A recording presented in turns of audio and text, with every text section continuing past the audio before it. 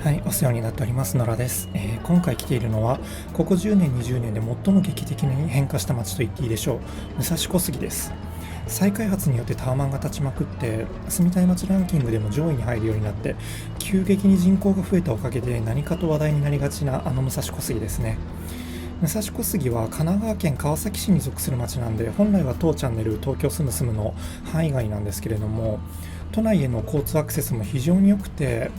都内とも変わらないっていうか、都心へ通勤通学する人でも余裕で候補に入ってくる人気町なので、今回取り上げることにしました。武蔵小杉は北側と南側で全然別の顔を持つ町なんですけれども、まずは再開発が進んで商業施設が賑わっている南側から見ていきます。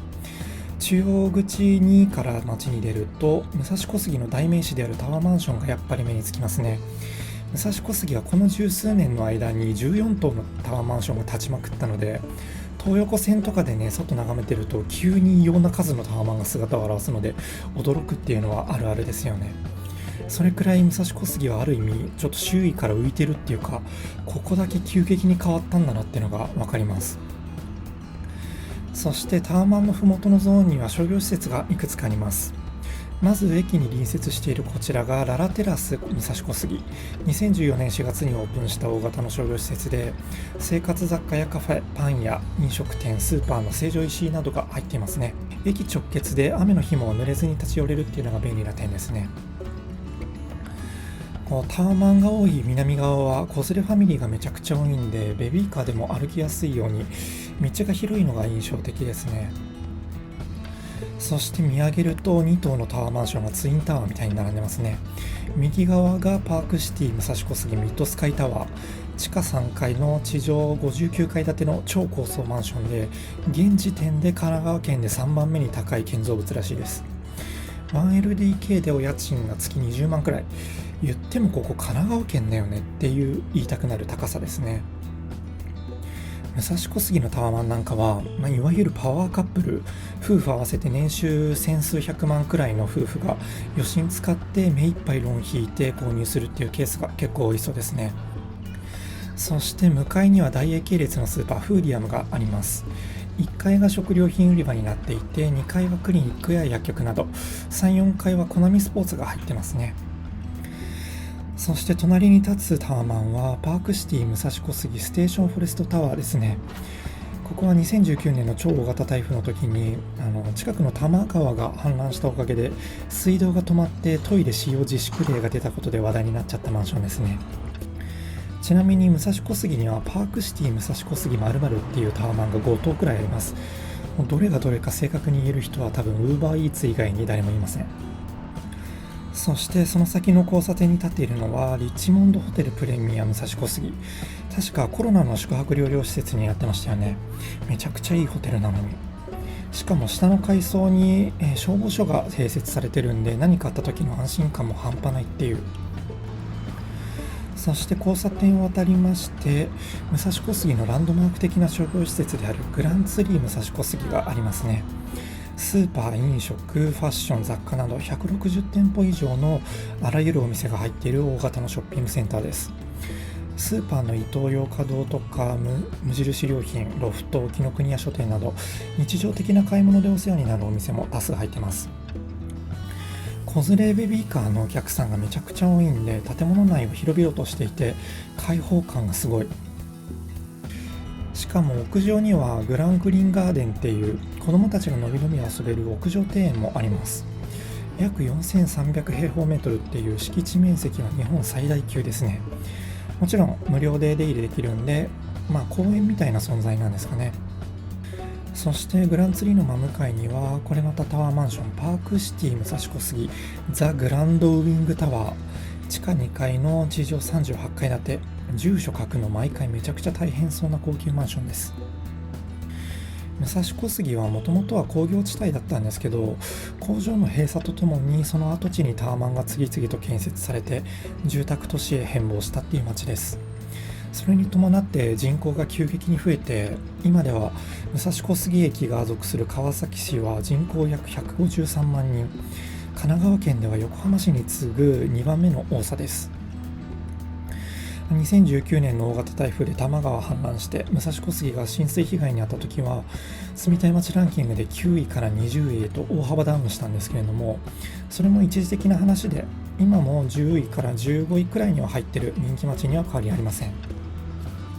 そしたら東横線をくぐって西口の方に回ります。南西側ですね。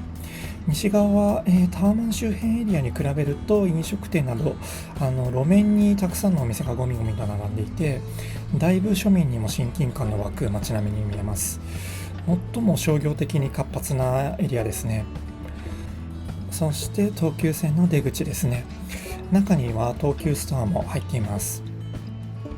そう、武蔵小杉といえば急激に人口が増加したせいで通勤ラッシュ時の混雑具合が地獄だって話題の街でしたよね。一時期は改札に入るのに長蛇の列ができてたっていうレベルだったらしいですからね。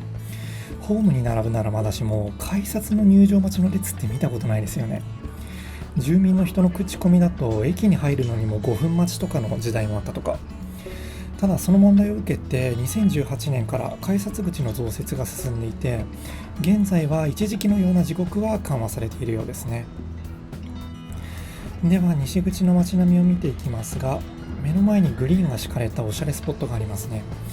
ここは小杉サードアベニューっていう商業施設と飲食店、イベントスペースなどが入った複合施設になります。背後に立っているタワマンにくっついているような感じの施設ですね。2020年にできたばかりの新しいスポットで開放的な空間がおしゃれを演出してますね。入ってるカフェも軒並みおしゃれで、こんな晴れた日はテラスでコーヒー飲みながら読書なんか最高ですよね。そしてその隣にはイトーヨーカドーがあります。サイゼリヤ、ミスド、野島、ダイソーなど庶民にもおなじみのお店が入ってますね。武蔵小杉は再開発による変化とかタワマンのセレブ感とか、以前に紹介した二子玉川と近い雰囲気を持つので比べられることも多いんですけど、僕がどっちも歩いてみた感じは武蔵小杉の方が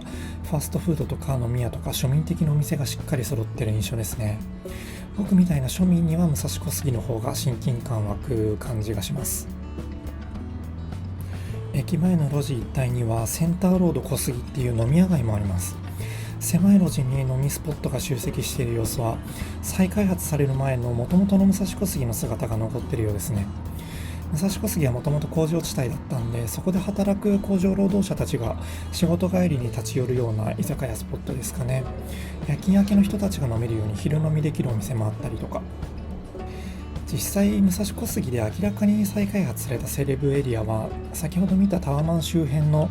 駅南東のあたりが主で、こちらの西側だったり後で行く反対側の北側エリアはまだ昔からの武蔵小杉の姿が残っています。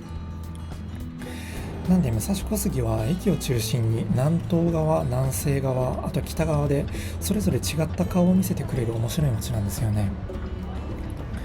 ただ武蔵小杉に関するいろんな記事を読むところ、昔からこの地に住んでいた先住民の人たちと再開発後に移り住んできたタワマンセレブ民は相入れないそうで、住民も分断されているっていう情報もよく目にします。とはいえ多分ですけど、地元民 VS タワマン民の対立って多分メディアが煽ってるだけの気もしますけどね。武蔵小杉って何かとネタになるんで、実際住んでる人いましたらぜひその辺の実情をコメントで教えてください。そしたら一度駅の方に戻ります。小杉サードアビニューのところですね。商業施設と一体になっているタワーマンションは小杉サードアビニューザ・レジデンス、2020年にできたんで、武蔵小杉のタワーマンの中ではかなり新しいマンションですね。駅前の通りに出ると駅ビルである東急スクエアが建っています。マルエツ、カルディ、ドラッグストアなど生活必需品の買い物からユニクロやハンズなどの人気店も揃っています。あと5階から6階には図書館も入ってるんで使い勝手いいですね。ちなみにこれ外壁が植物で覆われていますけれども、これは緑のカーテンっていってコンクリートに熱がこもって建物の温度が上がることを抑えるっていうエコな取り組みだそうです。そしたら南側はこの辺にして、今度は反対側の北側を見に行きたいと思います。北口を出るとこんな風景ですね。広々整然とした感じですが、南側のように派手なショッピング施設が出迎えることもなくて、とても落ち着きのある空気が漂っています。商業施設とタワーマンションが特徴的だった南側とは違って、駅の北側は医療と文教の核の形成っていうのをコンセプトとした再開発が進められていて、医療福祉施設や学校などが充実しています。タワマンは別にしてごく一般的な物件に住むのであれば、個人的にはこっちの北口の方が落ち着いて住めそうな印象がありますね。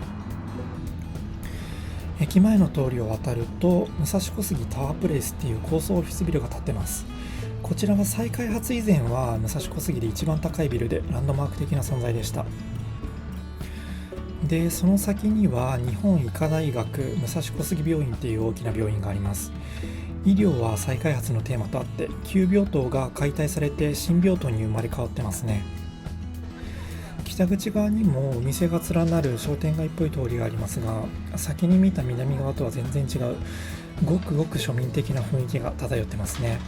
個人商店も点在していて、より地元感が強いです。というわけでここで武蔵小杉のアクセス情報についてまとめておきますね。武蔵小杉は JR 南武線と、横須賀線、湘南新宿ライン、相鉄 JR 直通線、東急東横線、東急目黒線っていう6路線が通っていて、アクセスがめちゃくちゃいいのが武蔵小杉が人気な大きな理由ですね。神奈川県ながら東京の主要駅へも軒並み1本で20分程度で行ける上に、横浜駅や川崎駅など神奈川県の主要駅とか、あるいは千葉、埼玉、群馬、栃木と関東広域につながっています。しかも成田エクスプレスもあるんで、空港も使いやすいですね。6路線も通っている分、駅の地獄のような混雑が社会問題になっていましたけれども、先に申し上げた通り改札口の増設などの対応が進んでいて緩和されつつあります。現状のデメリットで言えば、2010年に新設された横須賀線のホームがめちゃくちゃ遠いっていうことですかね。たどり着くまでに歩いて5分以上は確実にかかります。僕もちょうど横須賀線で来たんですけど、ここ大江戸線かなって思いましたもんね。それくらい遠い。そして北側は駅からわずか400メートルの距離に隣駅の新丸子駅もあります。一瞬武蔵小杉駅の別の改札口かなって思いましたよね。横須賀線のホームより近い位置にある隣駅です。となると、もう今歩いてるここは武蔵小杉の北口エリアっていうか、新丸子の街並みって言えるのかも。ちなみに新丸子駅の路線は東急東横線と目黒線で、どっちも武蔵小杉も通ってるんで、使える路線が増えるっていうわけじゃないんですよね。で、駅徒歩5分圏内くらいにはマンションやアパートが密集してる感じですね。南側のようなキラキラタワマンではなくて、ごくごく普通のマンションです。やっぱり僕みたいな庶民が住むならこういうマンションが現実的ですね。で、武蔵小杉の家賃相場について見てみるとこんな感じです。単身者向けのワンルームとかワンケアはやはりそこまでは高くないですね。神奈川県基準で見ると高いかもですけど、アクセスの良さを考慮すれば武蔵小杉は東京相場で比較されていいと思うんで、カップルとかファミリー向けの 1LDK 以上になると高くなりますけど、これ多分タワーマンションが相場を押し上げてますよね。北側のこの辺のグレードのマンションであれば、もう少し安くても見つかるんじゃないかなって思います。北口側も高架線沿いには飲食店はそれなりにあるし、東急ストアとかマイバスケット、カルディっていった食料品店も揃ってるんで、わざわざ南側に行かなくても暮らす上で必要なお店は揃いそうですね。で、改めてこうしてこっちからね、南側の超大型巨人の地ならしみたいなタワマンたちを見上げると、まるで壁の向こうの世界みたいな別世界観を感じられますよね。はい、という感じで今回は進化が進んでいる摩天楼こと武蔵小杉の街並みを見てみました。第一印象はやっぱりタワーマン王っていうことにつきますよね。本当にちょっと異様なくらいタワマンが林立していて、しかもそれらがドミノみたいに密集してるっていう。今までいろんな街とかタワマン撮ってきましたけど、あんま他ではないほど別格で異様な光景ですね。タワマンが爆増したことで人口の増加にインフラが追いつかなくて、駅が人で溢れ返ったりとか、多摩川の氾濫で浸水してタワマン停電したりトイレ溢れたりって、何かとネタになりがちな武蔵小杉ですけど、